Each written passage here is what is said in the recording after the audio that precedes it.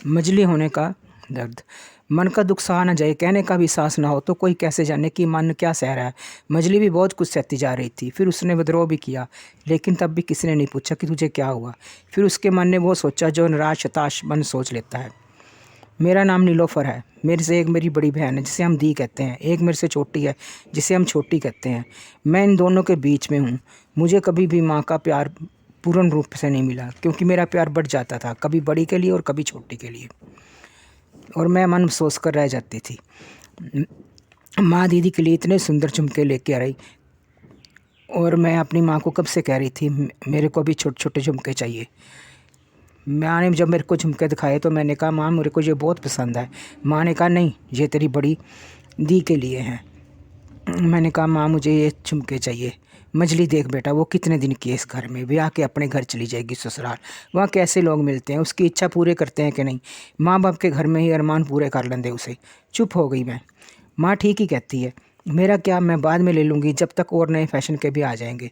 माँ मैं कॉलेज जा रही हूँ। अरे मजली सुन तो, देख छोटी जाने कौन से स्टाइल में बाल बंधवाना चाहती है। भाई हमसे तो बनती नहीं ऐसी चोटी।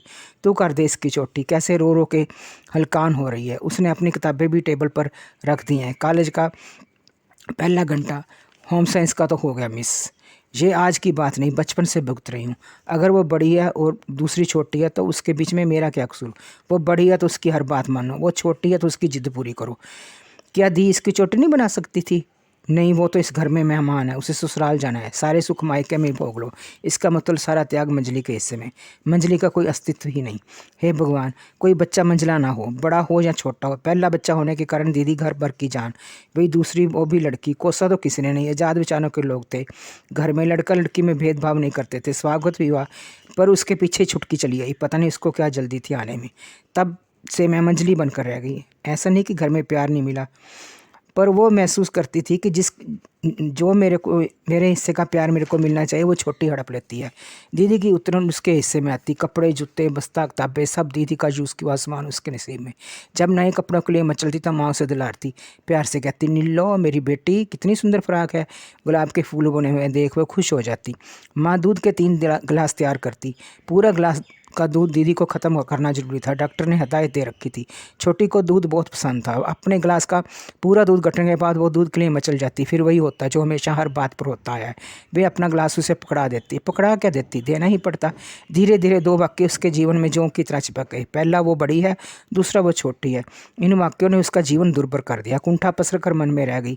घर में उसका कोई अस्तित्व नहीं था। घर के भीतर ही गया, घर के बाहर भी वे बड़ी और छोटी के बीच में बोनी रहती। कुंठा का आकार यूं विकसित हुआ कि घर में किसी को कानों कर खबर न लगी। जैसा चलता रहा वैसे ही चलता रहा। वहीं बड़ी छोटी के बीच में उसी तरह पिसती रही। मौन और कंठा 2 विश्वस्त दोस्त बन गए थे उसके। फिर एक दोस्त मिला, विद्रोह।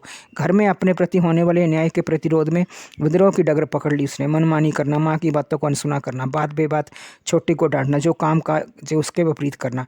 नतीजा माँ का बीपी हरदम बढ़ा रहता। वह माँ को कतई परेशान नहीं करना चाहती थी। वे चाहती थी कि वो उसके आचरण से घर में सब लोग चेत जाएं, पर ऐसा नहीं हुआ।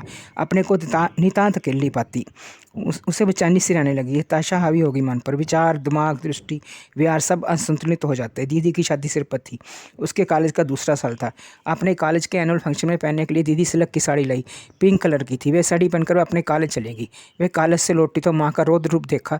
दीदी की आंखें रो रो कर सूजी हुई से। उसे देखते ही माँ ने उसके गाल पर जोर से थप्पड़ मारा।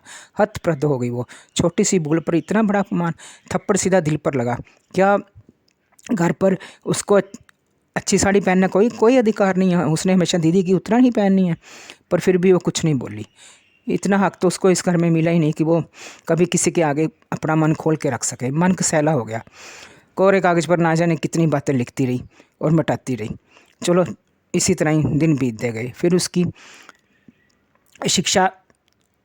शिक्षक की नौकरी लग गई और घर में सब बहुत खुश थे। इन्हीं के बीच में छोटी का भी कॉलेज पूरा हो गया। घर में अब लड़के देखे जाने लगे। वो लड़के भी छोटी के लिए देखे जाने लगे। अब उसका घायल मन तड़फ उठा, आंखें बहने लगी। एक दिन वो छोटी के लिए लड़का देखने आए तो वो उस लड़के ने मेरे को पसंद कर लिया, परंतु माँ ने मेरे लिए मना कर दिया और कहने लगा नहीं, हमने अभी इसकी शादी नहीं करनी, क्योंकि मैं तो कमाती थी, कमाऊ लड़की थी, क्योंकि मेरा तो शादी फिर भी हो सकती थी, पर छोटी के लिए ज़रूरी था। मेरा मन विद्रोह कर उठा। मैं अपने कमरे में चली गई बिना कुछ खाए पिए। और बिस्तर पर पड़ी रोती रही। कब आँख लग गई मेरे को पता नहीं लगा। उठी और मैंने एक कागज़ उठाया और उस पे अपना मन की व्यथा लिखने लगी और फिर उसको मिटा दिया। वो एक कागज़ पे ये लाइन पता नहीं किस तरह रह गई कि मेरा इस घर में कोई अस्तित्व नहीं, इसके से तो मरना ही अच्छा। जब छोटी घर में सफाई करने के लिए आई तो उसने देखा कि दीदी ने कुछ लिखा हुआ है। उसने वैसे ही पढ़ा तो उसके पैरों से ज़मीन नीचे गिर निकल गई। उसने जाकर माँ को ये कागज़ दिया। माँ को पढ़कर एहसास हुआ कि उसने मेरे साथ कितना अन्याय किया है। फिर उसने दरवाज़ा खटखटाना शुरू कर दिया। मैंने दरवाज़ा खोला तब माँ मेरे से लिपट गई, कसकर बाहों में भर लिया। उसके आंसुओं ने मेरा कंधा भिगो दिया। मुझे माफ़ करना नीलो, मैं तेरे को बहुत होशियार और लायक समझती थी। मैं सोचती थी तू गवर्नमेंट शिक्षक है और तेरे को तो अच्छे लड़के मिल जाएंगे। छोटी के लिए हमें पता नहीं कितना संघर्ष करना पड़ेगा, पर मैं गलत थी। ये मेरा अन्याय पता नहीं तेरे साथ कैसे हो गया। माँ के लिए तो सारे बच्चे बराबर होते हैं, फिर भी तू मुझे अपराधी समझे तो मुझे सजा दे, अपने को मत दे। माँ रोती जा रही थी और जाने क्या क्या बोलती जा रही थी। उसने मैंने देखा माँ के हाथों में वही कागज़ था और सारी व्यथा आंसुओं के बीच में धुल गई। अब मेरे मन में कोई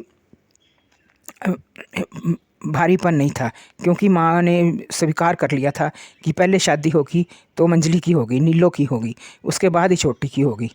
कई बार माँ बाप भी जाने अनजाने में औलाद के साथ कुछ गलत व्यवहार कर जाते हैं जो उनको खुद भी पता नहीं होता और वो समझते हैं कि हम ठीक कर रहे हैं। आपको मेरे विचार कैसे लगे?